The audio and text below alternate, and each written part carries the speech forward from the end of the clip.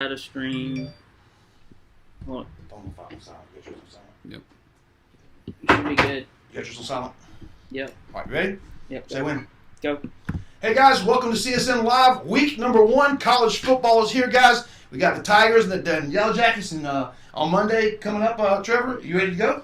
Absolutely. Can't wait. A long summer. A couple days late makes 48 hours later than everybody else. We the last team's playing in week 0 or week 1, but it'll be worth the wait. It's like a good concert. You know, you go to the concert and you watch all those bands up until the end, and all of a sudden we got the headline action up at the very end. That's what we're here to see. That'd be the Tigers, and me and Trevor and our staffs for both Clemson Sports News and CUTigers.com will be down in Atlanta covering the game. We just got through watching Dabo on Zoom post-practice, and we'll go over that in a few minutes. But Trevor, let's talk about the soccer team real quick and what they're doing. Yeah, and other news in Clemson sports, right? We've got it's an exciting time to be a Clemson fan or alum.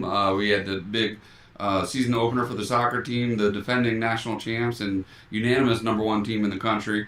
Hosted Indiana, which program, is eight national titles in in 50 years. Exactly. You had Indiana as the second most titles all time. Clemson tied for 7th most titles all time.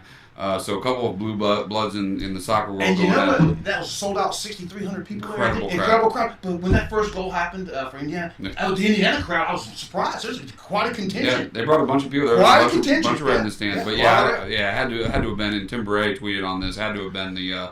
One of the top, if not the top, environments in Clemson soccer history. It was lit. I didn't even make it to the press box that night. You're like, where you at? I was down on the field. I got so involved. There's not much room in there anyway. Yeah. So. I got so involved. I loved the aura and the excitement in the air. It was electric. It was electric, yeah. And most games at Riggs are. I mean, it's probably, if not the most, one of the most intimidating soccer environments. First time I seen it, it was a ring around. Yeah. Every exterior fence was full. Yeah. I mean, there was people leaning up against every fence, and there were people everywhere, and in trees and stuff, watching soccer games. Yeah, and as you mentioned, Indiana struck first and took the 1-0 lead, and for a defensive team like them that's been great defensively for years and years, and just won a national title in their own right about 10 years ago. That's a huge advantage. Just having that 1-0 advantage. You think they're going to sit back and play defense the rest of the game, but Clemson offense was the Tigers did not panic. I mean, they attacked. They attacked the whole time. They're so athletic. Yeah. I'm going to tell you right now. Silla's improved immensely. But the athleticism going on there with that team, they could outrun anybody. I mean, they're physically imposing as a soccer team. Yeah. They're big guys. Yeah, well, it's interesting because, a couple of years ago they had the best offense in the country with Robbie Robinson and those guys. Yeah. And then last year, they're arguably the best defense in the country. Yep. And, the offense had... That's just a lot about coaching. Right. Yeah, being able to adjust and adapt. Exactly. Teachers to your personnel. Yep. Exactly. So this year, so far at least, small sample size, but it looks like they have pretty good balance defensively and offensively. But I was really impressed with the improvement of Silla. I mean, that kid's battled through some injuries last year. But I mean, he looks much faster to me and much more aggressive offensively. He's a midfielder, but man, he may be the most valuable offensive player they have right now. And so he answered. He actually scored the Tigers' first goal of the season against Indiana to tie it. And then Mohamed Say, who also battled injuries last year, that was put him ahead. Great play. All three of those goals were incredible. Yeah, the saves with the behind the foot thing he did, but the goal was still hit at the end. Oh yeah, gosh, that was a penalty. Game winner with 10.5 minutes left, and they're not playing overtime this year. No overtime inside soccer this year. So that was huge. They could have had. It looked like they were headed towards a draw. But still, with 10.5 minutes left in regulation, just banged it upper 90, and man, that was pretty. All three of those goals were made. It could have been a 3-0 game, honestly, because Indiana's first goal was a little bit of a golden mistake. Yeah, that was a golden mistake. It was a moment of indecision in his first career start for Trevor Mannion. It's a learning. Yeah, I mean, there was a routine ball from the defender, the fullback, back to Mannion. He could have easily just scooped it up and instead tried to kick it. Took too long, and credit the Indiana forward for making a hustle play and stealing and putting the net. But so that was their first goal, and then their second goal, of course, was a PK. So. Number one in the nation, by the way, guys, the Tigers are, and they're in Columbia right now. Just kicked off up in Columbia against the Gamecocks. Yep. And speaking of a draw, the Lady Tigers, who have also been ranked as high as 18th in the nation, played number 2 or number 4 South Carolina and Columbia last night, and they battled to a 2-2 draw. So both soccer teams exciting times for football and soccer, just like the 80s, right? Well, I think the girls haven't lost to South Carolina since 1980. in 2000. It's been about 4 or 5 years. Is that right? Yeah. So, the game, Clemson's Paramount Series, I think, in South Carolina in soccer, it's just like this now. Right. It's turned over and upside down. Yeah, and then of course in baseball news, we've been following Spencer Strider's amazing rookie season in the MLB all year. Raleigh fingers. The mustache. Raleigh fingers. Oh, of course. The handlebars. Handlebars. He looks just like Raleigh fingers, guys. And Raleigh fingers, go back and Google Raleigh fingers, San Diego Padres and Oakland A's back in the 70s. He was a relief pitcher. He actually was fireman of the year a couple times. That was what they used to call it, best relief pitcher, the fireman of the year, put out fires. But Raleigh was the first guy to hang those handlebars on it. He got commercials out of it. Well, Strider's going to have more of the same because he's going to get all kinds of endorsements, I'm sure, because he's got fans in the stands wearing fake mustaches. I mean, that's Atlanta's taking to him. That's become his trademark. They put him on our arms around him, and they're loving all over him right now. And they should. He's absolutely outperforming. 16 strikeouts last night. Ty John Smoltz for a franchise record. He's leading the entire major leagues in strikeouts per 9 innings. Yeah. I mean, the entire major leagues as a rookie. I mean, it's unbelievable what he's done. And honestly, we were just talking about this before we went on air. Nobody here who covered baseball, expected. None of us expected that. Nothing close. I thought he was going to be a relief pitcher. I literally said he did close. Well, that's how he started out. And then, of course, he had the Tommy John surgery in 2019, right? So he missed that entire, and it was just before season started, which is really disappointing. He missed that entire season. And then 2020, he only had a handful of starts before the season was cut short because of COVID. It looked like he was going to have a good season, he and Sam Weatherly. But then that season was cut short, and then he goes pro. And so, I mean, that was just 2 years ago. Our sample size after Tommy John was we didn't have a chance to see him. I think since then, I think he's gotten some strength back into his body. He healed his lower body, absolutely. Those quads. I think they call them quads. I'm just telling you, he was not that big when he was here. He was a small guy. Yeah, he was a small stature guy. But I think he really went to town with some weight training and to also help him heal. I think he's been unbelievable. And I hope this happens sometimes with rookies because hitters haven't seen him, and so after they get used to their stuff, after seeing them several times and through a couple of seasons, then their numbers kind of drop off a little bit. Hopefully that won't happen with him, but I mean he's got to be the front runner for NL Rookie of the Year. Absolutely, it might be a pitcher of the year. And be the first ever for Clemson. Clemson's never had a Rookie of the Year in the majors. Wow, I'm thinking here the old pitcher for the Yankees, the left-hander. I know exactly what you're talking about. Pitcher with David Cohn, those guys. Yeah, I know exactly what you're talking about. I'm just drawing a blank right now. We're talking early 90s. Sorry, guys. We'll figure it out later. Let's get on. Somebody will tweet us with the answer. We'll find somebody. Somehow let us know where it is. I know exactly what you're talking about, but no, actually, his wife's beautiful. I know that. I had Brian Hennessy confirm it the other day. I asked him, Clemson never had a Rookie of the Year. I said no. But do you think with Seth Beer doing what he did, you thought he maybe had a chance at it? But he's had a good season. He's had a good season. All right, so let's get to football. Let's talk about Trevor told me it's recruiting, guys. It's kind of in August they went to the dead period. Clemson already has 23 commits into the barn. The haze in the barn, as they would say. They've already got 23 bales in. They're going to go to 25, 26 maybe. They're still looking for a running back, a wide receiver, and maybe a DB. Those three guys are still out there. There's several prospects they're with right now. One down in Florida, one in Texas, and another guy that they're waiting on in Ohio. So we'll just sit down. They're going to cool off right now. You're not going to see the coaches doing any recruiting here as the season starts. That's kind of why they have the dead period in August for high school and college coaches, so they can get their programs in line and keep people focused on the season. And then you'll start seeing some visits come in during the season. This year, like we talked about earlier, Clemson with that June official visit, their official visitor weekend, they put 18 commits in the bucket that one weekend. That was a crazy month. That was crazy. I've never seen anything like it. Dad would just flip the whole NIL world upside down. Because I was in. You don't need an NIL. And you got to tell you at the point that day, those 18 got into the bucket. We were number 3 in the nation. Right now, I'm sitting around number 10 in the 3 different recruiting rankings. But I think that was all said and done in the top 5. Yeah. I mean, that's all Dad was ever done, right? He talks about it all the time. How he's never. Well, he's been saying that lately. How he's never had number 1. They did, but I think by they had one number 1 class. Yeah, ESPN said they had number 1 class. I mean, it depends on the service you use. Yeah, it goes back to 2007, I think it was. Yeah, but it was when we brought in Brian Brazilian and those guys. Not that class, but the class with Stephon Anthony and those guys. That was the number 1 class. No, it wasn't. Yeah, ESPN number 1 class. Okay, no, but just a few years ago, the Brian Brazilian and those guys. That was Brian might be two of them. Then. Yeah. The Stephon Anthony class was also number one class. Yeah. I thought they were like number 2 or something like that, but yeah, I remember that class. Yeah, that was. I thought Alabama was number 1, Clemson was number 2 actually that year, but yes, that was the year after we got rid of Billy Napier and into the 7-6 season that ended up in Charlotte. Right, but the point being that Dabo said,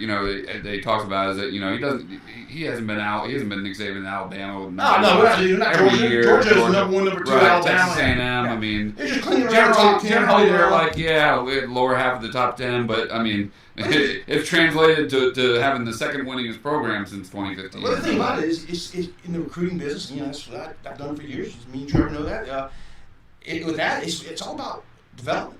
You got to know what you're getting into your class, and you got to know how to develop them when you get them there. And also identifying talent. There's diamonds in the rough that have the 1-2-star guys who end up the Nolan Turners, the Grady Jarretts of the world. Those guys who know the Hunter Renfros of the world, the Adam Humphreys. I mean, the list goes on and on and on, and they end up playing like 5 stars for Dabo. So for some reason, he has the best luck going back to his home state and finding this exact guy. I tell you another one, the safety, the big guy who came in here as a receiver out of Alabama, his first one. TJ Green? Yep, TJ Green. That guy was nothing. He was 2-star. Yeah. Headed to Birmingham, Alabama, UAB, I think it was. Yeah. Had no other offers. That's right. They went last minute and grabbed him. Ended up going NFL early. Development. Yeah, that's what it's all about. So, I mean, and Dabo dropped a little recruiting nugget on us first day of August camp, which I thought was very interesting. He said that Clemson is tied for second least offers in the country. Oh, I've kept That's amazing. Well, we normally were first. Yeah. Literally, we've been first for the last few years. Clemson is the most prestigious offer you can get. It's, I mean, they don't offer everybody. They hold back, they wait, and again, it's about identifying talent and making people want that offer. Yeah. And Clemson also tells guys all the time, you have to come to campus before you get an offer. Oh, yeah. You have to show up and how you want to be here. It's been well documented how, Dabo, it was probably the last offer Trevor Lawrence in the entire country. Oh, and the staff was losing their mind. The staff tried to get him to do that when he was a sophomore, and he told Trevor he wouldn't do it. Right, and that was one of the things that attracted Trevor actually liked that. He's like, you're not going to offer me? Okay, cool. That intrigues me. And there you go. 2 years later, there's Trevor coming into Clemson and a great career and you see what's going on. Now let's get to the football game. Let's get to a couple of things before that depth chart. Talk about August camp. Punter. I'll talk about punting. That was the one question that we all had going into August camp, and we got our answer. Got my answer yesterday. Trevor asked a question, and what did you do? That was my, I think my second question I asked Dabo at the press conference yesterday. I was actually going to ask him because, of course, the depth chart that was released a few days ago, Clemson had Aiden Swanson and BT Potter listed as co-starters. Yeah. Exactly. So I was going to ask Dabo, what's the plan? Is it going to be a game day decision, or do you plan on maybe even playing both in the game? I got halfway through my question, and he just announced and revealed that Swanson would be the guy. That's not like our buddy Dabo to sit there and give us that kind of no, not at all. He usually hold that one back to the song until we saw the pregame depth chart. Exactly. That was when you hold. Because I'll be honest with you, Trevor had this discussion on camera earlier before we came on. I'm a big proponent of having a separate kicker and punter. I'm not a big guy like Bradley Penny for Clemson who kick off a punt. You just got you increase your chances of hurting. You're one of those positions with an injury, and then what do you do? Exactly. You lose your top kicker like a BT Potter to an injury or punt. Right. A Groza candidate. Probably be a Groza or finalist. Exactly. Yeah. You don't want to risk that. And then there's also the fatigue element. He's handling kickoffs. And that's a huge advantage, a huge weapon, actually. The fact that he kicks every kick into the end zone, gets a touchback. They don't have to worry about kickoff returns because he's kicking them out of the end zone every time. So you got to wonder, if he's punting, 75-yard field. You're defending a 75-yard field over and over. It's kind of easy for your defensive coordinator to throw his guys out on the field. He knows he's defending 75 yards or more every time. And if he's punting 5-6 times a game, maybe he doesn't have the same leg on kickoffs as he normally does. Exactly. And the other thing is with Clemson and special teams, Dabo for years would just go the walk-on route. Remember, about 5 or 6 years ago, he started getting offers and going out and getting the top kickers he could find in all these kicking classes. And Clemson has right now 3 guys on that roster that were in the top 10 in kicking in high school.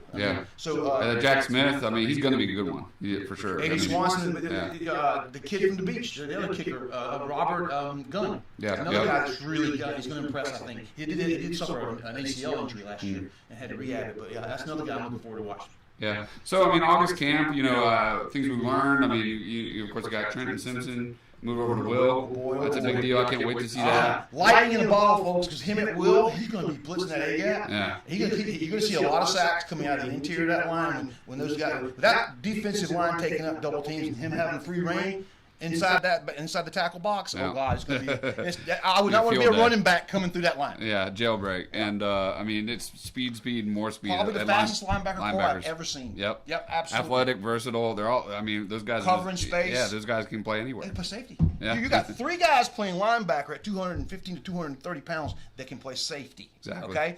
Simpson can play anywhere, just like an Isaiah Simmons type. Literally can go out and cover people, but he's up to 230 pounds, guys. And I saw him do a squat jump, about 5 feet in the air from a dead standstill. He said, "Watch this, y'all." And he poof. I went, "Wow."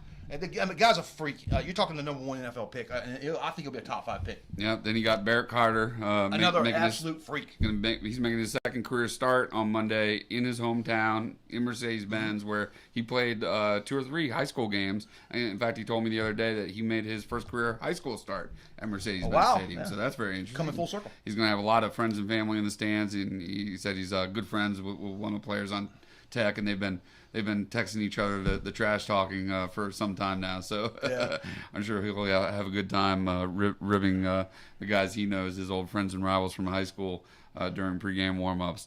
But yeah, those linebackers are going to be nasty. And of course, I mean, the big storyline going into camp was obviously the quarterback situation.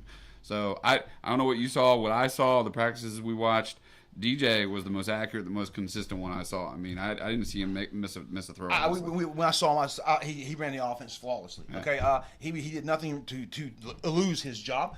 Cade, at the same time, looked like he was acclimating quite well to the program. He looked great. Yeah. I'm gonna tell you right now, Hunter Johnson, that's your third guy. Yeah. I'm not worried. No.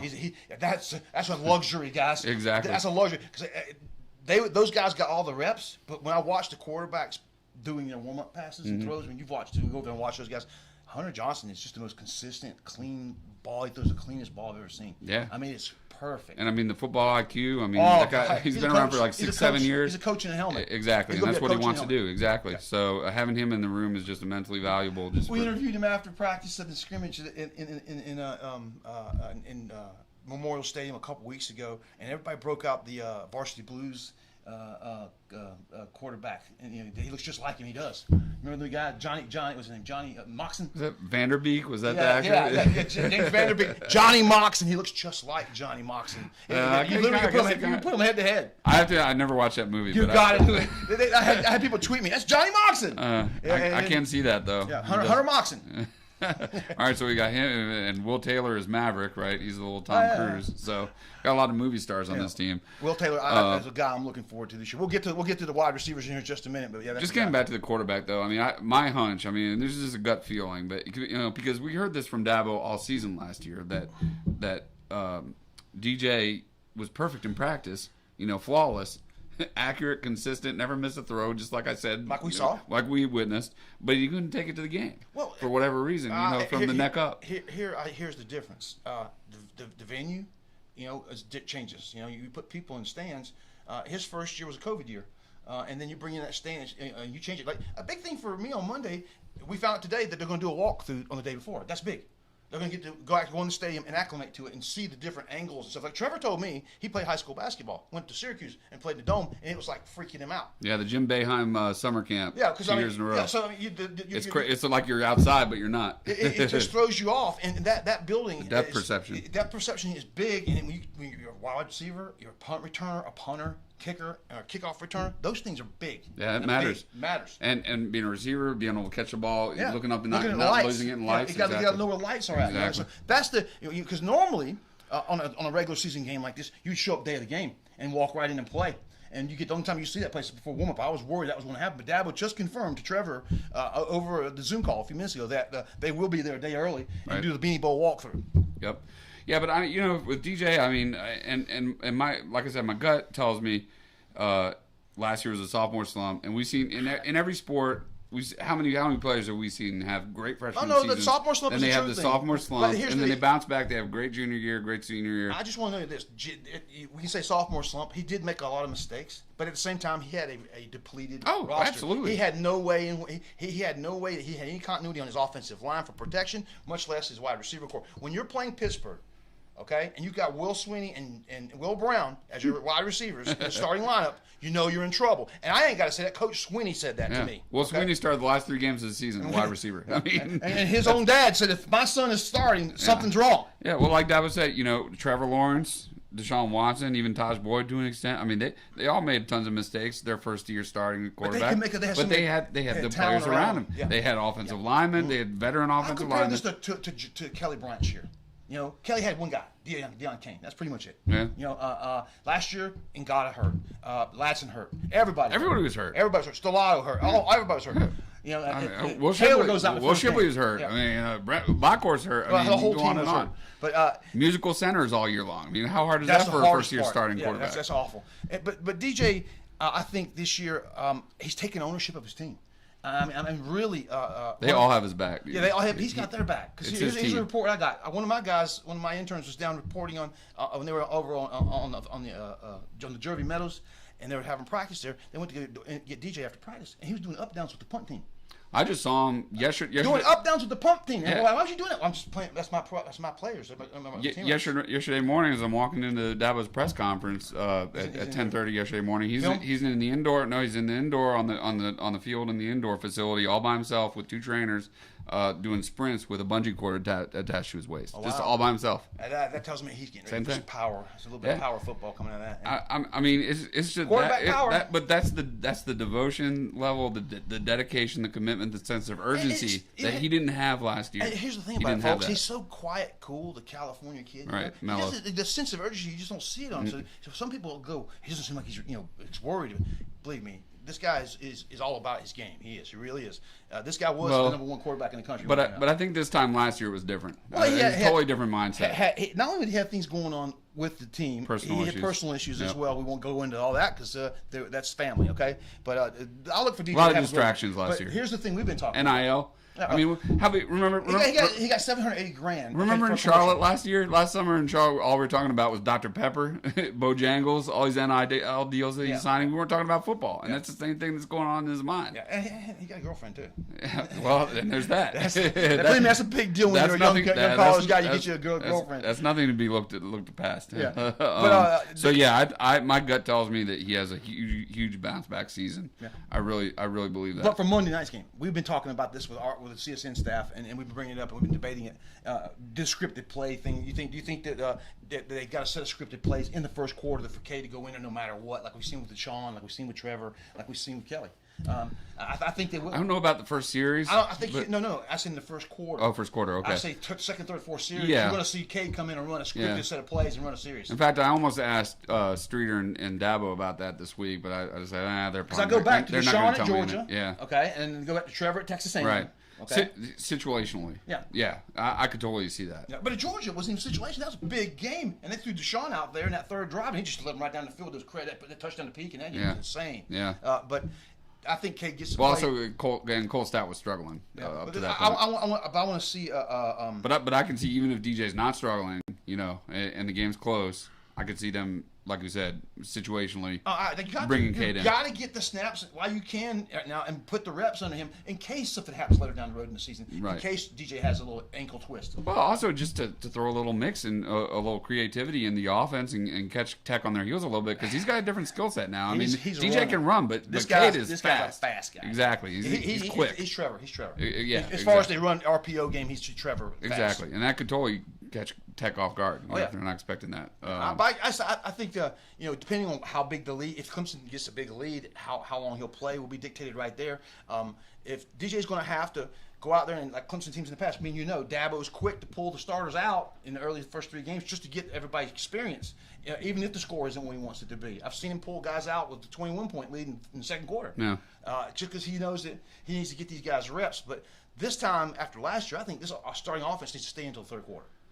You got one series for Cade. If everything's going right, you keep those guys into the third quarter at least. Get those reps and get the continuity all the way across the line and the receivers. We'll see. I mean, you got a couple more games after Tech to get that continuity too and the reps. You got Furman the next week, and who's Louisiana at Tech. La Tech. Yeah. So then Wake before Forest. the road game at Wake. And Yeah, I got a feeling we're going to see the return of the quarterback at Wake Forest when we get there. Hartman, absolutely. He's coming back. If he's coming back It'll at be all, Clemson. he's It'll be Clemson. And watch, it'll be announced 2 days before. Exactly. I saw him on the sideline last night. Wake looked just fine without him. Yeah. They run that offense. As soon as I saw the word Hartman out indefinitely, I knew that indefinitely meant Clemson first game. 3 games. Yeah.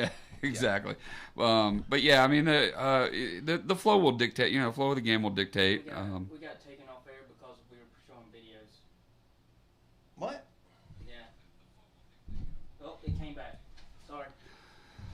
We'll see how the flow dictates. What Dabo decides to do personnel wise. But I mean, they're so deep, it's ridiculous. I mean, it really does make you take the starters out. All those guys are really starters. I mean, especially on the defensive side of the ball. But yeah, I mean, and let's talk about Blake Miller, true freshman starting at right tackle. Wow, mean, that move right there was so big because for them to go ahead and take a true freshman and move him into right tackle is big. But the biggest thing about that is for me is for Walker Parks, who got to go with the guard where he's always been. He's been positioned to play that forever. He's finally going to get to play guard, and I think that right side of the line is going to be nasty. Not only that keeps Walker Parks. He's still playing next to Will Putnam, who's at center now, and because they played next to each other on the line almost the entire season matters, last year. Man. That It matters. does. It's It a does. You got that chemistry. Yeah. You know, eye You contact. got eye contact. You look over, you give him a little bump. You know what the guy's going to exactly. do in front of you. You know who you're going to pick up. You know huge. you're going to pick up on twists and turns. You call out the defenses. And Putnam, those guys have been there a while now. And Walker, Walker's been here for 4 years now. I remember meeting Walker the first time he's at camp. He told me he's an offensive tackle. I said, You're offensive tackle? He's like 215 pounds at the time. But look at him now, 320 pounds of man. He is just a monster. And another guy that I think is probably go the first 3 rounds of the NFL. Yeah, so I asked Dabo yesterday, what did Blake Miller do to earn his trust? And I brought up the fact that Mitch Hyatt was the first true freshman to start on the offensive line for Dabo. Every game here. Exactly, and he played left tackle, of course, but. Dabo said basically he's a bigger, stronger, and longer Mitch Hyatt. Wow. and the same intangibles. Wow. So that's kind of a no-brainer. That's accolades that I wouldn't expect to come from coach this early. Yeah. Because that kid hasn't put anything on the line yet. He hasn't went out there and proved it, but. Yeah, coach has put a huge expectation on his head, didn't he? Yeah, they've got all the confidence in the world in Blake. So yeah. Well, I think that goes back to the coach's spotting talent you talked about. That's where that confidence comes from. He knew that would come in when he offered him. He probably knew that he had a guy like that. And then of course also it can't be overstated. J-Mac, Jordan McFadden coming back. I mean, a lot of people expected him to go to the NFL. One of the top tackles in the country. I think he's top 3. Exactly. If you look around college football, he's one of the top 3, and an undersized tackle. He'll play guard in the NFL. So you got him at left tackle, and you got the true freshman at right tackle, bookending the offensive line. It's just so weird how Clemson's been able to put weird-sized guys at that left tackle position. You've had your Carmens. You've had guys like that were natural-sized tackles. Yeah. Mitch Hyatt was McFadden's short arms. Yeah, Mitch Hyatt was a smaller statured kind of guy. He didn't have the huge long reach, you know? But he never stopped. And he started every game. He was a number 1 tackle coming out of high school. It's just weird that some of the guys they put up. Isaiah Battle, to me, was one of the coolest tackles we ever had. The old basketball player. Remember the uppercut? Oh, yeah, NC State game, yep. And he ended up being the number 1 pick in the arena draft. Is that right? Yeah, he was the number 1 pick in the arena draft. I remember he left early for the NFL draft, did he not? Yeah, and it didn't work out for him. He was the number 1 pick in the arena draft when he came about 3 years ago. I looked up and what the heck, man? Well, what I always liked about Robbie Caldwell was the fact that cross-trains everybody. You took the words right out of my mouth, and and now Thomas Austin, new coach, is just taking. He learned from Robbie. He learned it exactly because he played for him.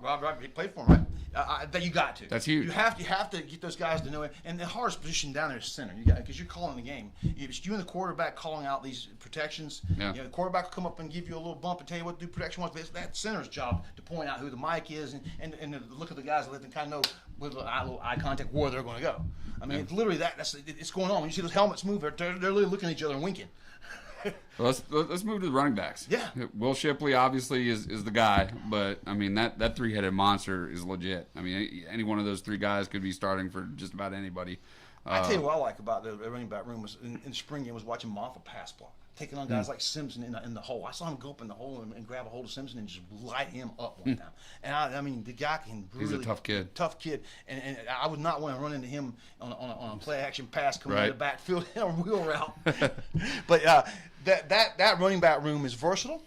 You've got every type of running back you would ever want, and it's almost like you have a couple of three classic cars. You know, and which one will drive today? Yeah, right. Give me the key. Ferrari, what am I driving today? The Lamborghini, Lamborghini. Jag. You've got three guys I think that could possibly end up in the NFL at running back. Yep. I'm going to tell you, Will Shipley will be a drafted prospect. I think that Kobe Pace will probably go in the lower rounds, and you'll probably see Moffa go in the lower rounds, or maybe a free agent. But I'm going to tell you right now, all three guys will end up in the NFL. Yeah, well, someone on the team told me that that Will Shipley, outside of Adam Randall, of course, he may be the fastest guy on the team, and he's even faster now than he was last season before he got hurt. Wow. So Adam Randall, guys, wait. He's not. He's not playing this week. We found out he's the only guy other than XT that won't be coming down on the injury list. But Adam Randall, guys, at the size, he's got 230 pounds, and the speed and we saw him in spring before he got hurt. Remember? Yeah. And wow, he was wowing us. Grown man. Yeah, grown man at 18 years old showing up on campus. I can't wait to see Adam Randall. He would have. I mean, hopefully, he will have not missed a beat and rehab. Well, they've had him in pads and practicing in the yellow jersey. Sure. Now he's in the green. And he's looked good. Yeah, he's looked from good. what I've but seen. I'm saying, I was just impressed to see him in pads. Yeah.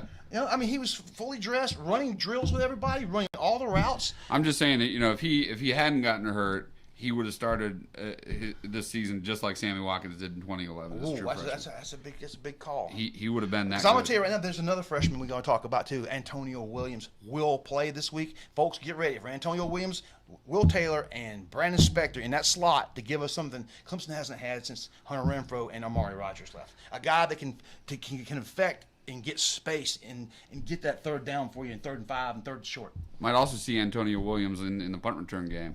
He can be a weapon in that area. He walked in as a freshman in July onto campus and started impressing from the minute he got here. But a good friend of ours, Darrell Berry, that used to be on the Clemson staff, ex-tight end. He works on the Dutch Fork High School staff, and he was telling me about this young man last year. And he said, "Gary, go watch his tape." He said, "Wait," and I watched his tape. I said, "Wow." Then I saw him at the Under Armour game. They were showing the practices. And he was smoking every 5-star cornerback in the country, and everybody's going, best receiver here is Antonio Williams. And guys, get ready. Antonio Williams is going to impress you guys this week. You will see him play. And Shipley told me he's just a natural at punt returns. So, and that's an area that the one area that Clemson has not been dominant in since CJ Spiller's. We talked about probably that. since Spiller's days. Spiller's days. The kickoff returns. Well, again, with the new rule, everybody kind of takes the layup. Yeah, sure. The new rule, the 25, you have to get it into the end zone, but now you can just call a fair catch within 20 yards. That has pretty much given everybody the layup. And don't even have to be in the end zone on kickoff. You take a knee at the 5. It just eliminates things. You just go ahead and we're going 75 yards. We've got to play Zori script. Let's go do it. Yeah, but I mean, if you can get that special guy though, and I think they've got a couple of them that it's just harder to get that element now with the rules. Will Taylor, we'll see him in the punt return game too. Excited to see that. I think that's who starts out. I think Will will probably be the guy. Oh yeah, for sure. Oh, absolutely. Especially he walks out there. You don't want to throw a freshman out for a punt. Although they did it with Will Taylor against Georgia and Charlotte. They sure did. Sure as heck did. And, but I think you'll see him. They showed a lot of confidence in him. But yeah, I think they'll start with Will and And don't forget and sleep on Will Taylor, guys. He missed him last year because he got hurt early in the year. This guy's lightning in a bottle himself. Okay? He is. He's an athlete. Dabo, the whole team. They'll tell you he's the top athlete on the team. He's as quick as a rabbit, and what I'm excited to see is how Brandon Streeter might use him a little trickery as the season goes along. I mean, he's got the quarterback. He's got the quarterback skills. Double pass. Exactly. So we could see some creativity with Will Taylor down the road. But with the running backs, I'm interested to see how they split the carries. I think it'll be a situation. Obviously, Shipley's going to go out there first, and he's going to get his touches. But I think they probably give them all a chance. But hot hand situation. If one back establishes himself and I think he's got a rhythm. That first series is going to be scripted really well, and you're going to see a couple swing passes to get DJ in the rhythm right off the bat. Yeah, a couple tunnel screens or something to get him in the rhythm. Absolutely. And after that, then they'll go downfield, and that's something that I'm looking forward to is the downfield game, and especially in the center of the field. Affecting the center of the field hasn't happened in the last couple of years because we've had a couple tight ends go down. The tight end group is really strong this year. Yep. Bringstool and Allen. I think those two guys are going to be doing even Ennis. Oh, Ennis is great. He lost a lot of weight. He lost about 15 pounds. But I'm interested to see them affect the middle of the field because Allen, when there has had some success going down the seam. Absolutely, yes. They have had some success with play action with him. Well, I can't remember which games. It was 1 or 2 games last year. I mean, he carried the offense. I mean, he had most receptions of any of the receivers. So, well, the rest of them were hurt. Yeah, exactly. He had to. Exactly. So, having all those guys fully healthy. I mean, that's the thing. I mean, just DJ has so many weapons at his disposal right now that he did not have at any point last year. I told you I compared it to Kelly Bryant in playing Alabama at the Sugar Bowl, where he just walked down there and you had one guy to throw to, Deion Kane, and the rest of the guys are just there. And he didn't have the tools around him, and they kind of pigeonholed the offense, and Alabama knew it. Below the box. And then you had Justin Ross playing out of position at slot last year. I mean, and now you got a true slot in Spector. You got 3 slots. And you got Williams, 3 true slots. And Taylor. Yeah, you got 3 guys that can play slot. They're actually true slot guys. And a 4th is out now. Stellato, poor guy, lost. Right. He went out with an ACL injury. He has 2 years in a row without him, but he'll be back next year. And that's a guy I was looking forward to seeing. Me too. He could have been a valuable weapon on the offense, and because he could play a 9-man slot. He's an interchangeable part out there at wide receiver. His size and speed.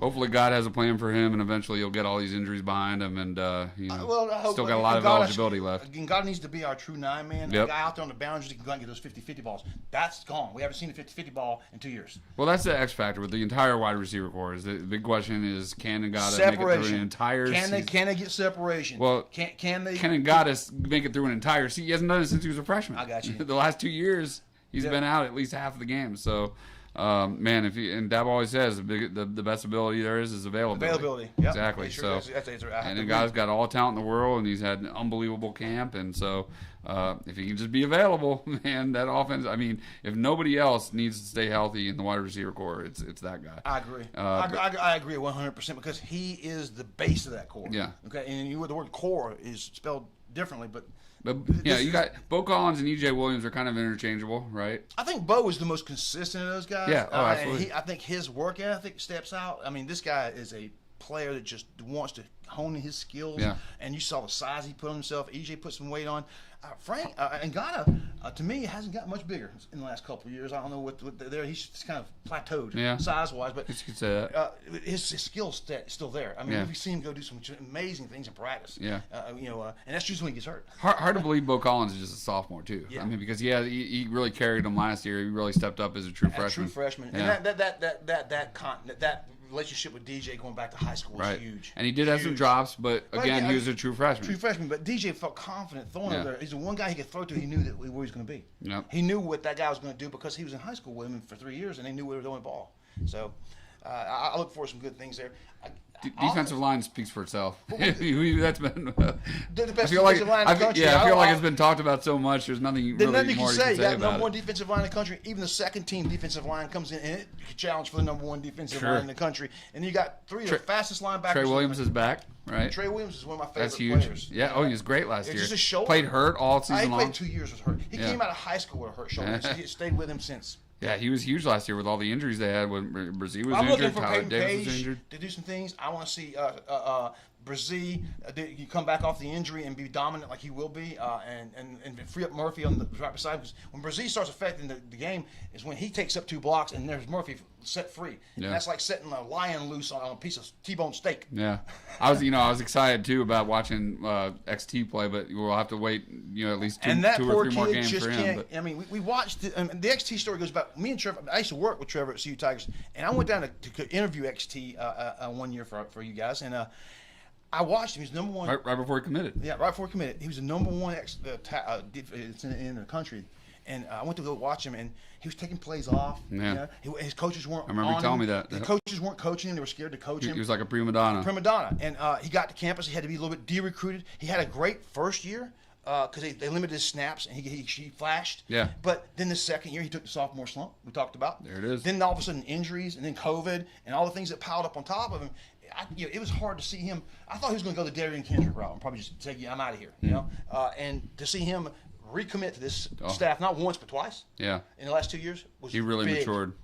Really matured, and he set himself up to a really big money year this year. The ironic thing is when Dabo announced that he was injured during camp, like literally the day, it was either that day or the day before we got to watch out at Jeremy Meadows, and I actually I nudged somebody and we were watching the defensive lineman, and I was like, Xavier Thomas, like he looks like a completely different person than he did 2 years ago. Oh, yeah. I mean, completely different. Well, he doesn't have an ounce of fat on his body. He's down to 15% body fat. That's insane. That's the leanest you can get. It's but unbelievable. here's the other thing: spring ball. He was leading every kickoff drill. He was the first guy down. He was leading his team in the most boring drill in the world. But he would go out there and lead his team on every.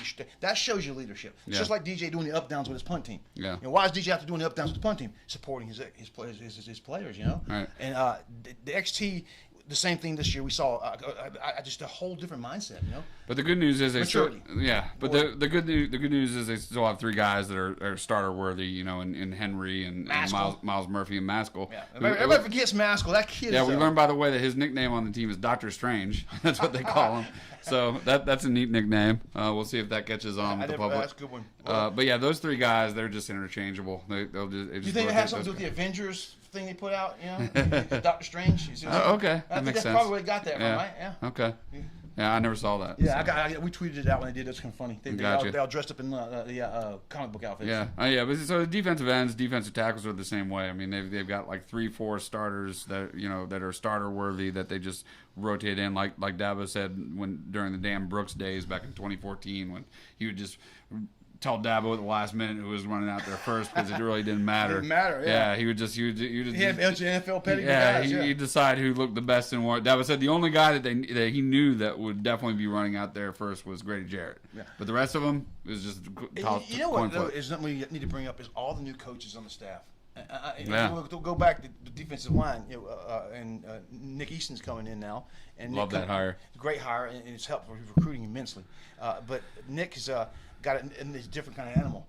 You got Thomas Austin coming into the offensive line, who spent a little bit of time down at Georgia State working there and doing the same thing for those guys. And you got Kyle Richardson. Kyle Richardson coming doing tight ends now, and then the old offensive analyst, who I think he was from Northwestern High School, where he came from out of Rock Hill. And you look at our staff now, you see either ex-players or high school coaches that Dabo has cultivated, like Mickey Kahn. Yeah. Mickey Kahn was a guy from Grayson High School. Yeah, Chad Morris. Yeah, Chad Morris. He was at Tulane for a year, but he pretty much kind of not Tulane, West Texas. Tulsa. Yeah, Tulsa. Yeah. But yeah, that staff has got a lot of new guys, and a couple guys are a couple years old. You got CJ in there. You got again another Tyler Grisham at wide receivers, and those guys have got to do some work this year. Tyler himself, I think, after last year's wide receiver performance, there's some issues there with some fundamentals I saw. They had a Those bunch of drops. Balls, Drop balls. It's all about timing Uncharacteristic. and communication and concentration. You Yeah. know, and the other thing was You separation. said separation, yeah. They couldn't get separate, and these same receivers were getting separation 2 years ago. Yeah. So there's something up there. So I want to see that improve on the wide receiver side, and that's the one coach I'm keeping my eyes on right now. The thing that gives me confidence with Grisham, though, or at least as kind of a safety net, is Dabo himself. You know, I mean, he's the old wide receivers coach. coach. We talked about the recognizing talent thing, and that goes for coaching too. Yeah, exactly. And he kind of oversees the wide receivers. Is kind of like his baby still. You know, it's kind of like Venables with his linebacker. He didn't do that when Jeff was here. When Jeff was here, you didn't see him in the wide receiver a little group bit, as much. maybe not as much. Not as much. Yeah. It's been that way the last couple years. Dabo kind of went over and kind of helped co-coach those wide receivers. He spends a lot more time in the wide receiver group than he does any other group right now, and that's true. Yeah.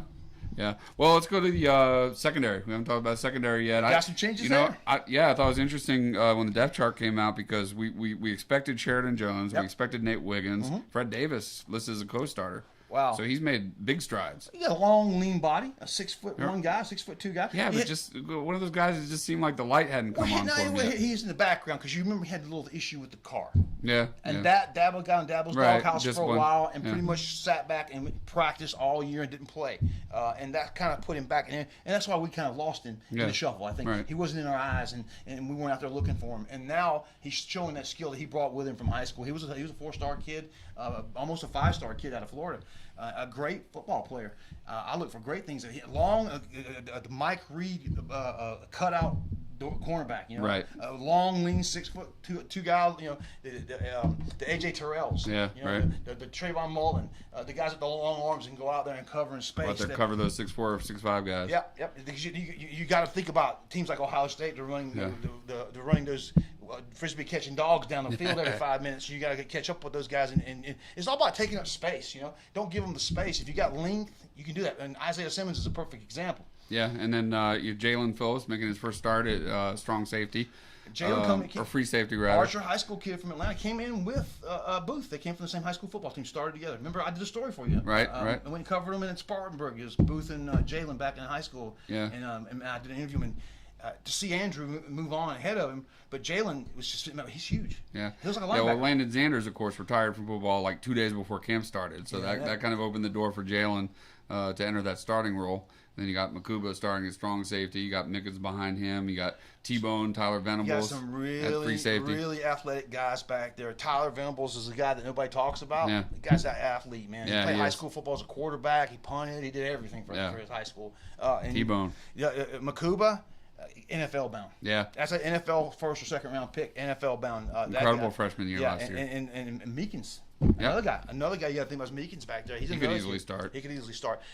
We came in with question marks in that area, but boy, they solidified that really fast. Mike Reed has just changed the entire makeup of that defensive back room since he's gotten here. Yeah. And now it's like everybody looks for Mike Reed to come work to play for him. Right. They're coming here to play for Coach Reed because they know what kind of results he's getting. You look out there at Sending guys to the league. Yeah, well, number one defensive back in the league last year was pretty much the Atlanta Falcons' A.J. Terrell. Yep. And he was a freshman. He's a first-year guy.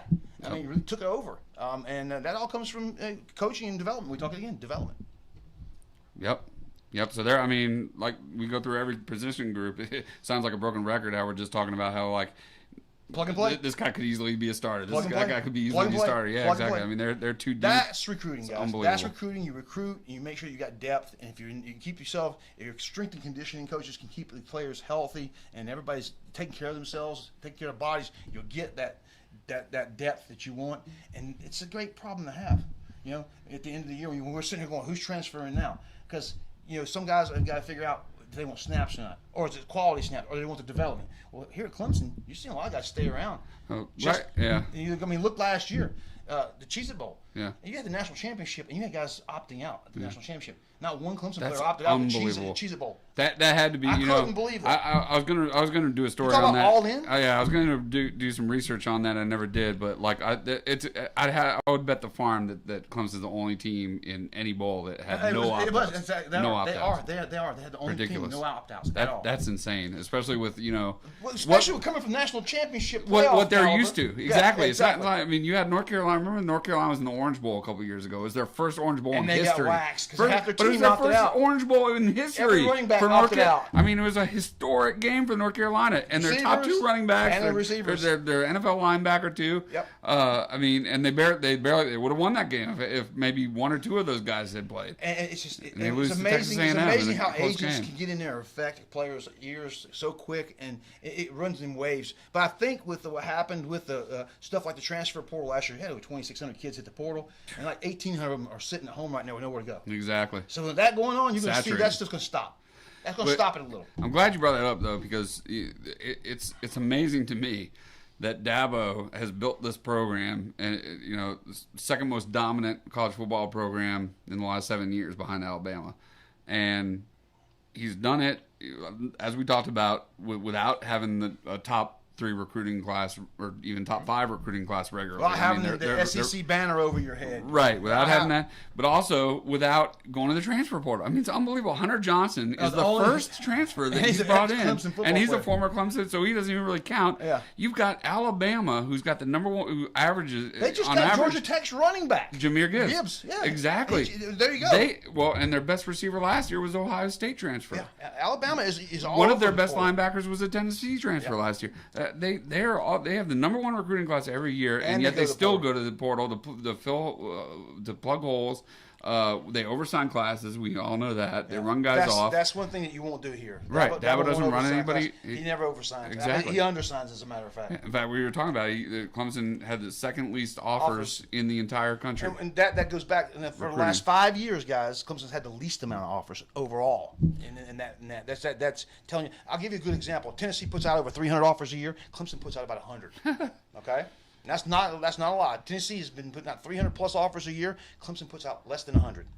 And I asked Will Putnam the other day about that. Like, what is how much pride did they take in that? Because the fact that it's almost like it's an exclusive brotherhood. Oh, it to is. play It is. here. Oh, to get that Clemson Because- offer is something right, special. They've yeah. made it something special. Exactly. It's kind of like Duke has that. Duke basketball has that brotherhood. You've got kids now that they're committed to other schools that are saying they have Clemson offers just to put the paw on their Right. Twitter feed. Right, because it's stature symbol. Yeah.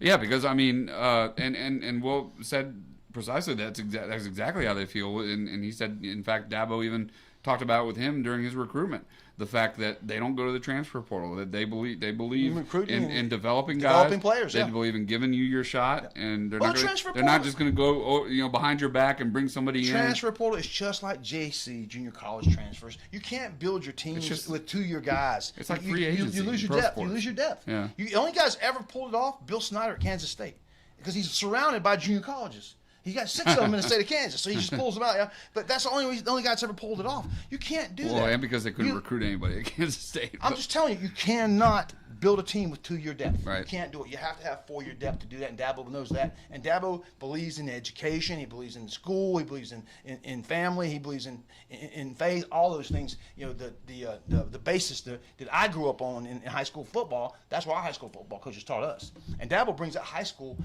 mentality to college, and he's been here for 13 years now, and he's done the same thing every year. He came in the first year. The first thing, he brought the all-in concept in, and he had it in his brain from the get-go. And he has literally got guys like XT all in. I mean, it's more than a word right now. It's a lifestyle. Right, and like I said, it cultivates that bond and that brotherhood, that unity that they all feel. That you look beside you, you look to your left, you look to your right. Both those guys have been here since they were freshmen. Mm-hmm. All of them. It's not like other teams were 15, 20 guys. How many guys did Ole Miss bring in for transfer portal? Like 20? 18. And like we said, even Alabama, as great as they are recruiting, they do it. Texas A&M does it. Ohio State does it. They all do it. And yet here, they all know that nobody has had an easy path. They've all paid their dues. They've all done the same things that everybody's done here at Clemson to get to where they are. A lot of kids are looking for the easy way out. And here's the thing about those kids. Those are the same ones that you see going to different schools. I'll give you a good guy, ex-Clemson running back, Lynn J. Dixon, who just can't seem to find a home right now. He ended up at West Virginia? I think he left. He was at Tennessee and left. Tennessee? He's at Tennessee, and he actually left. I think he got cut for getting in a fight. Wow. Yeah, I think they cut him off the team for fighting. And that happened last week. But as a guy that just kept, couldn't find a home. With Clemson, you don't see the guys leaving for the portal that much. You've seen a couple. Well, they didn't have any. They were one of 4 programs in the country that didn't have any since the spring. Yep. Exactly. So, for a program like Clemson, where it's as hard as anywhere to see the field. Well, it's hard to get the offer, much less get on the team and get on the depth chart. Get on the depth chart. And you'd think they'd be running out You'd of think they'd here. be bolting, and we have seen guys transfer. We've seen guys like Mike Jones and guys looking for playing time. Justin Maskell could start for anybody in the ACC or SEC. He stuck it out. Waited for his time. Yep.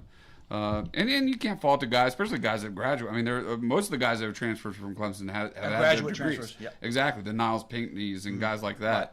But you really don't see it from underclassmen very often. I mean, Lynn J was one of the only. A lot of these underclassmen these days are coming in with the offers in their back pocket when they sign a deal. They come in, they go to school, and if it doesn't work out, they just go on the phone and transfer out. And you've got the tampering. You got the coaches. Oh, tampering. All that's been going on. It's trying to get them to leave the whole time. That's going on between players. You've got players that have relationships from high school, from different teams, and they're texting each other. Hey, coach told me to tell you got something over if you want.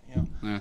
Well, let's move over to the other. Let's move to talk about Tech a little bit. I mean, first of all, the game last year was just a crazy game back in September. They threw our defense. They threw a defense out there. That cloud coverage. They were dropping 8. They were rushing 3. And then DJ and Tony Elliott didn't know what to do with it. I tell you what you do. You screen it. Well, what also didn't help is that they had 2 turnovers inside the 20. that they would have scored points on both.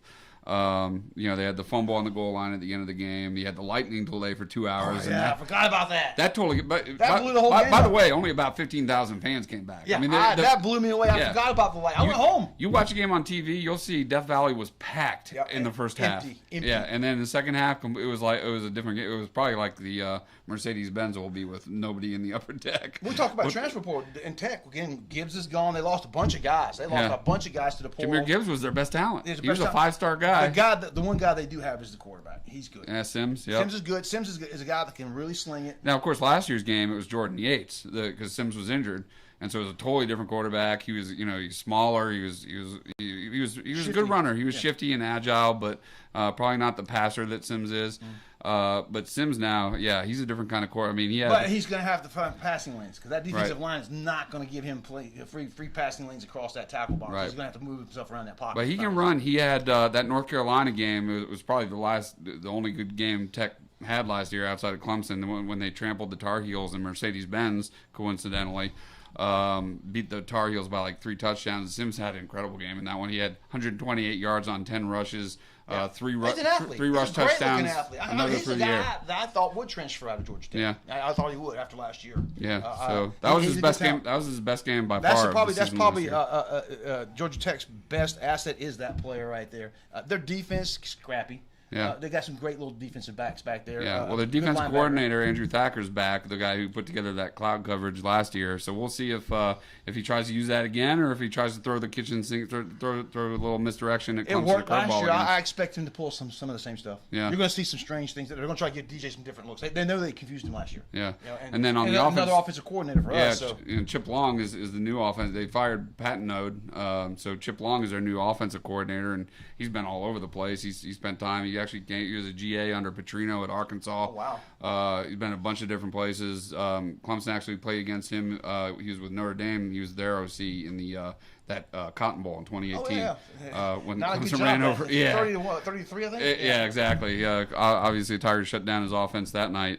And so we'll see what he brings. But it's a little bit of a variable and unknown that Wes Goodwin's going to have to, because he doesn't really know where he's going to be coming from. But the one thing I'm looking for with that, with Wes and with Brandon, is communication from the box or from the sideline to the field. Right. I mean that's huge. It's got to flow, and kids don't need to be sitting there trying to figure out what the calls are and last minute calls coming in and confusing people. Because Venables was his MO. He was on the field. His MO, but he was on the field. But his MO was to get that call in as late as possible, so that quarterback couldn't adjust, and get it in there. And all of a sudden they called him out of position. But Ohio State figured out how to bite that one. Yeah. And they figured it out. But Wes, I think, was in the Cheez-It Bowls doing kind of the same thing. Yeah. And he kind of coaches like Brent as far as getting that play in the last minute. But I want to see that communication level with those guys. That's the one thing that, especially in that venue, different venue, that I think that's big. Well, from what I've read about Chip Long, he likes to run the inside zone a lot. He likes pulling guards. Puts the tight end in motion a lot. Affects your linebackers. That's his linebackers getting out of the box. So once you take a linebacker out of the box to go out in coverage, you've affected yourself where you can go in there and you can you get numbers on the offensive line. Likes to use that intermediate passing game. Yeah. So we'll see if that's what he does against Clemson or if he does something completely different. But that's kind of been his MO. Yeah. Hey, listen, guys. I just want to say something real quick. I want to thank Ingles, our title sponsor at Clemson Sports News, for being here for us. They're 5 years with us. Vincent Ford has just signed for their 5th year. The guys over there, Mr. Crow. We just did a show, Tiger Talk. We have another show called Tiger Talk Tuesday. It comes on Tuesday nights. We were over there the night and did Tiger Talk Tuesday. Great show. And let's talk a little bit about some games that we got coming up this week, because we're about to wrap this one up. We got about 5 minutes left in this show. We're going to do some predictions real quick, and we'll get to that Tiger Georgia Tech prediction at the end of it. Well, you don't have our list that we came up with for our. So let me see if I can bring this up real quick. We got a bunch of good ones this weekend. Of course, last night. Oh, man, those 2 games were great. Yeah. Absolutely, the backyard revival, backyard the revival over the backyard brawl. It's so weird to watch the first game of the year. It was always one of those last games of rivalry week, It just was weird. It is weird, yeah. But I'm just glad it's back. I mean, it's been like 10 years. If you've ever been to Pittsburgh, and I have many times. Last year, unfortunately. Did you go through the tunnel? The tunnel that goes into West Virginia? That's where that all comes from. There's a mountain right there, and there's a tunnel that goes through, and you end up in West Virginia. At Pittsburgh? Yeah. No, I didn't know that. Huh. Interesting. Because that's why I call it backyard ball. They're bordering. Okay. Yeah. But I knew they're borders, but I mean, they're not borders that close. You can't just jump over the border, can you? You go right through the tunnel. Really? Yeah. Oh, the tunnel you drive through. Yeah. I thought you were talking about the tunnel at the stadium. No, the tunnel you drive through. I was like, what are you talking about? There's a tunnel cut out in the mountain. Yeah, you said, did you go through a tunnel? I was like, the tunnel they call the mountain. There's a hill right over gotcha. Pittsburgh, and there's a tunnel cut out in there. It goes all the way over to Virginia. Yeah, I mean, those fans hate each other. Yeah. It's intense, but it was a great crowd there. I thought. I was blown away. I was blown away to see Heinz Field sold out for a Pittsburgh game. That's been one. That's probably the most fans they've had in. I was impressed. Yeah, exactly. I mean, they played Penn State. Traveled pretty well. They played other big games there, and I mean, they've traveled here pretty well. Yeah, but I mean, even the Clemson game last year, A lot of empty seats in the upper deck, which surprised me. But that, I thought West Virginia, kind of blew the game. I thought they had it, they had a chance to win it there at the end. I saw some terrible quarterback play on both ends. Yeah, the old tip drill, right? Their best wide receiver had 2 touchdowns, pops out of his hands, pick 6 for Pitt. Game over. Some of the worst wide receiver play I've seen in years in that game. All right, here we go. UNC at App State. Chase Bryce, and this is at App State, guys. Started making his 3rd season as a starter now. He had Duke, and then last year at App State, and then this year. I don't know what the line is on that game, but Boone's a crazy place. Yeah, they off the chart. Dude, they had a great home record last year. They've always had a great home record. They beat Coastal Carolina last year, which has been a great program of late. Man, that's a tough. UNC had the head start because they played last week in week 0.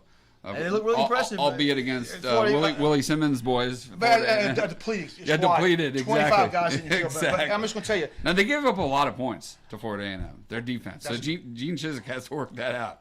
Because that could be ugly. That could be a haymaker for Chase Bryce and the App State offense, right? Which has got to be better than Florida A&M. I would imagine. I would imagine at home too. Yeah, I'll say this is probably a 10 points or less line. And it's a noon game, by the way.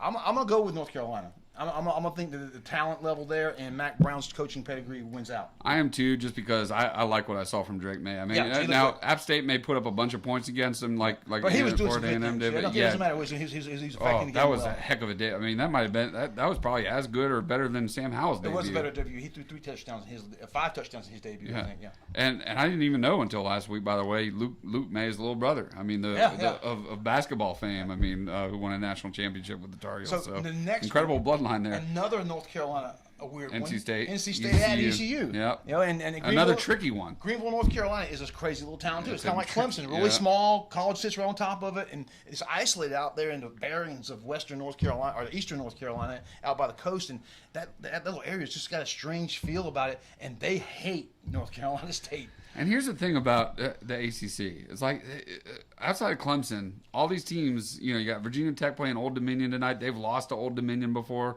in recent years.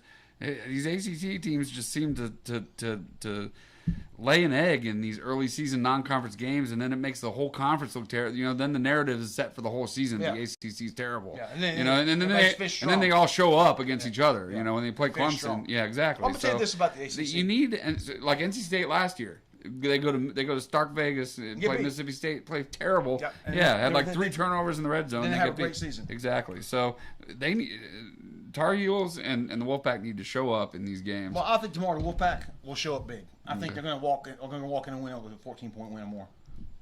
I think they win by less than 14, but I think Devin Leary. I've got a lot of confidence in him, and I think they're going to probably the most accurate quarterback in the league right now. If you want to talk about him. He's good. I've heard Greg McElroy talk a lot about this game. How this is like he actually said ECU. He's less worried about about NC State coming to Death Valley and playing Clemson than he is NC State going to Greenville. Greg, sorry, you're wrong. Yeah, sorry, you're wrong. Exactly. Just from the you're wrong. It's going to be a revenge game at Clemson. Well, it'll be a night game. No, but his logic being that NC State knows that and they're going to be bringing their A game, whereas they may sleepwalk. You can bring Notre Dame brought their A game. Every team we can think of brought their A game into the Valley at night, and it's a different thing. 51 games in a row. I don't think that the Wolfpack are going to sleepwalk this time like they did at Mississippi State last year. All right, there's Cincinnati to Arkansas. That's a good one. They got a top 4 team last year. Ranked versus ranked matchup. But they lost a lot of guys. They lost their entire defensive back to the NFL. Lost a and quarterback. Desmond Ridder. You can't. And a leader. You can't overstate that. But you can't. What Luke Fickell's doing there. He's amazing. He's brought a culture there. He's got a culture there, and he's got to compete with Ohio State and Michigan for recruits. Okay, he may be beating Michigan. I don't know. He's literally fighting with Ohio State, and this guy has pulled off a great again a culture there that they've got there. And Arkansas won 9 games last year. Everybody's trying to tell me Arkansas is going to be the next big thing. I'm not buying it. I'm going with Cincinnati walking in with replacement players and getting themselves an upset. Okay, well, we're going to differ on this one because I'm going to take the Hogs just because tough place to play. They got a great quarterback. They got a good quarterback. I was impressed. I mean, it's hard to believe that. It wasn't too tough to play when Chad Morris was there, though. That's true. That's it wasn't tough to play that in. That's a good point. But, Sam Pittman. I mean, he's got it rolling. That was just his first year last year, right? Yeah, again, or second year maybe. Second year. Unbelievable. Offensive line coach from unbelievable. Georgia. Yeah, but great improvement in just his second year. Well, he had a great recruiting class first year, yeah. so he had to let them get in and just kind of simmer and grow them up. Well, you remember how they rolled out, and albeit it's Texas, but you remember how they rolled over a ranked Texas team early in the season last year. I think it's going to be Texas is always ranked. Yeah. Now, if Cincinnati still had Ritter, it'd be a whole different story. I'd be picking Cincy all over. I'm just going to go. I got a gut. All right, so we'll go with that one. Next one's great. Utah at Florida in the swamp. The Urban Meyer Bowl. Yeah. Am I right? Yep. Urban Meyer coached both of these schools. Yeah. Now, what was it? 2004? 2008 when Alabama lost to Utah. They lost to Utah in the Sugar Bowl. Right. Alabama went undefeated regular season, lost to Florida in the SEC championship game, and then lost it. Yeah, exactly. So, interesting. Utah is a dynamic there. Probably the top team. I think the top team in the Pac-12. Well, the way they finished last year and the way that they played, Ohio State. I mean, it's too bad that they couldn't close the deal and win that Rose Bowl. But yeah, I mean, they're about one of the hottest programs in the country right now, and they're finally getting the respect they deserve. I mean, because that Whittingham's an amazing coach, and for years and years, I love Kyle Whittingham. Yeah. He's a great guy, man. He and Utah is one of those. They've been tough. It's for not years. a destination school. It's one of those schools you go and it's kind of like the Ohio. What's the schools out there in Ohio that everybody always seems to go to? The MAC coaches all the coaches go through the MAC. And come out. It's like a train. Oh, that like Ohio Valley, Bowling Green, places like that. Yeah. There's some weird. The Youngstown State. Yeah, the cradle of coaches. Yeah. Gotcha. Yeah. That's what I'm talking about. That's what you got with Utah. Plus, you go there and you just build your reputation and leave. Right. He stayed there. Yeah. Kind of like Luke Fickell has done at Cincinnati, Yep. and built a program, and he's got something going on. Because that was BYU territory for decades. Yeah. And then there's Utah State, who sat over there and lost games for years. Now they're actually playing football, decent. And then you got the Utes over in Utah just come out of nowhere about 5 years ago, and man, the defense, they get all those Samoan guys. And they just beat you up with the Samoans. Yeah. I'm surprised that DJ isn't playing quarterback for Utah. Yeah. I mean, a lot of people have them as a sleeper to make the playoff. And then Billy Napier, at Florida, a guy that we all know from Clemson, a Furman grad, played quarterback. Which hire I'm not crazy about, by the way. I'm not either. I think he's a little bit over his head. Yep. I think he's got. I mean, everybody raved about it. And the funny thing is, all anybody talks about is that he was always a coach for Saban. He coached for Saban. People never even mention that he coached for Dabo before Saban. Well, I think he was an analyst for Saban. And he was fired by Dabo. He was an analyst for Saban. And that he was fired by Dabo as offensive coordinator before Chad Morris got it rolling here. Well, actually, that firing is what set this whole thing on fire. Was a big turning point. That was a turning point for this whole thing. Big turning point, exactly. So I'm gonna go Florida at home. Yeah. Well, a lot of people have Utah as a sleeper for the playoff, and if they have any chance of making the playoff, they're gonna have to win this game. They got to come across the country and play in Florida at the Swamp. And that place, the first game for Billy Napier, they're gonna be wide open down there. They're gonna be going crazy for him. I think that Florida will come up, and this will be I think this will be a great game. I think it'll be a great football game, and I think Florida pulls it off by about 3 points. I'm taking Cam Rising and the Utes. There's two of them we got. Yeah, there's two of them.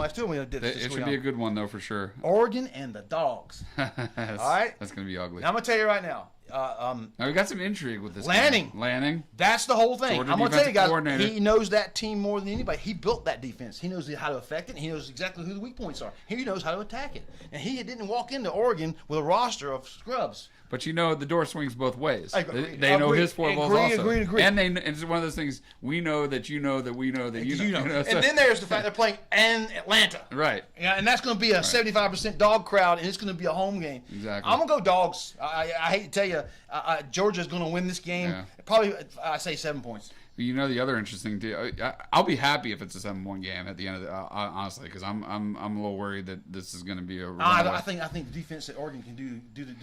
I hope you're right. But another interesting thing is Bo Nix is now the quarterback at Oregon, so you got the Auburn Georgia rivalry thing going on there. And they're familiar with each other. There's a lot of familiarity going around both ways. I know we all know. Exactly. So there you go. So I'm going to take Georgia big in that one. Notre Dame is at Ohio State tomorrow night, the big game. Yep. In the Horseshoe in Columbus. I tell you, Ohio State is a juggernaut this year on offense. That receiving core is absolutely on fire. The Jackson kid is absolutely a firecracker. You know, that Rose Bowl last year was incredible. Yeah. I haven't seen a receiver have a game like that since Sammy Watkins in the Orange Bowl. And against Jigba. Ohio State, as a matter of fact, yeah. Yeah. Will be interesting to see if he follows that up, right? And then Stroud. Yeah. And Stroud, the Heisman quarterback. candidate. You got three guys. Him, Stroud, and Henderson, the running back. Yeah, Also is a guy that got mentioned for Heisman in the Heisman. So that's a really tough environment to play in. And Ohio State right now, their fans think they are not going to lose anything this year, and they believe it. Yeah. Well, the only question for me is, And Notre Dame transitioning to coach, you know. first year coach, right?